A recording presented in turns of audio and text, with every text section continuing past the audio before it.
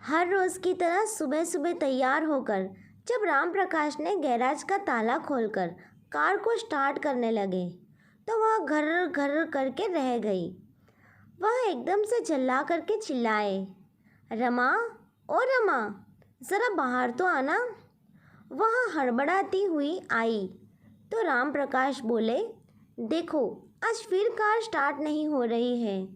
ओह, पिछले दिनों ही तो हमने रिपेयरिंग करवाए थे ना, रोज़ रोज़ ये क्या हो जाता है।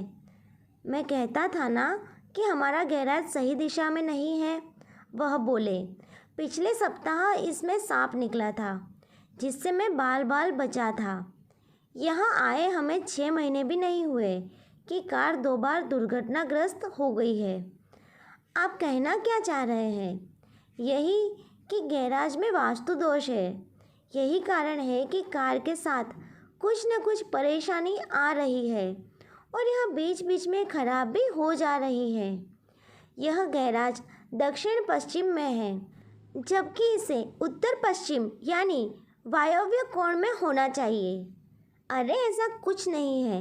वह जानते हुए भी बोली कि राम प्रकाश प्रारब्ध ज्योतिष आदि पर आंख मूंद कर विश्वास करते हैं।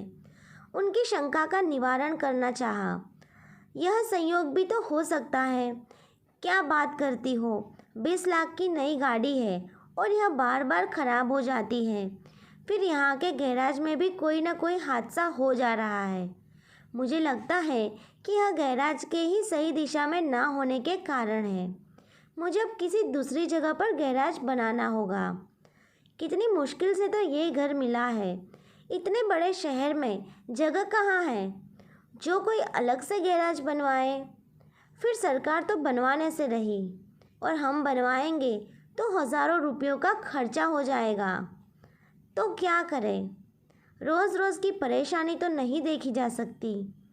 लेकिन गैराज बनाने के लिए जगह तो चाहिए।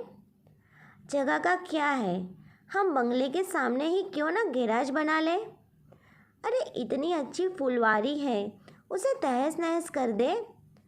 और कोई उपाय भी तो नहीं है। मैं कल ही यहाँ काम लगा दूंगा। राम प्रकाश सरकारी महकमे में कनिष्ठ सचिव ठहरे। बस ठेकेदार को बताना भर था। आनन फानन काम लग गया। जहाँ कभी खूबसूरत फूल पत्तों के पौधे शोभायमान थे उसे उजाड़कर वहाँ सीमेंट की फर्श बन चुकी थी। लोहे की चादरों की दीवार और ऊपर एस्बेस्टस की छत डाल दी जा चुकी थी और पुराने गैराज का फाटक उखाड़कर वहीं लगा दिया गया था। उनके कहे अनुसार अब गैराज वायव्य कोण अर्थात उत्तर पश्चिम में बन चुका था और इसी चक्कर में 20,000 रुपये खर्च हो गए थे। अब यहाँ कोई परेशानी नहीं होगी। खुश होते हुए वह बोले, मगर यह अब बंगले की 4 दीवारी के बाहर है। वह चिंतित स्वरों में बोली, और मैंने सुना है इधर चोरियाँ बहुत होती है। अरे ऐसा कुछ नहीं, राम प्रकाश निश्चित भाव से बोले, बंगले के सामने ही तो है। फिर फाटक में मजबूत ताला लगाऊंगा। रमा को इस बात का मलाल था कि एक खूबसूरत फुलवारी उजड़ गई थी और उसकी जगह बंगले के ठीक सामने गैराज था। पहले बंगले के परिसर में ही 4 दीवारी के भीतर गैराज था। अब गैराज के बाहर होने से उसके लिए अलग से ताले की व्यवस्था करनी पड़ी थी। कुछ दिन तो ठीक ठाक बीते, मगर फिर भी एक हादसा हो ही गया। वह 3 दिनों के लिए राजधानी में दौरे पर गए थे। वहीं उन्हें फ़ोन आया कि गांव में माँ की तबीयत ठीक नहीं है। उन्होंने तुरंत रमा को फ़ोन किया कि वह अविलंब गांव चली जाए।